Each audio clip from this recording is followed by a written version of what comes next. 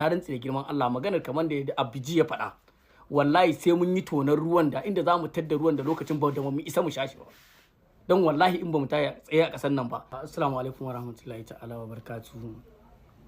Wallahi sai mun sake zanga-zanga a ƙasar nan. Wallahi sai mun sake zanga-zanga a ƙasar nan.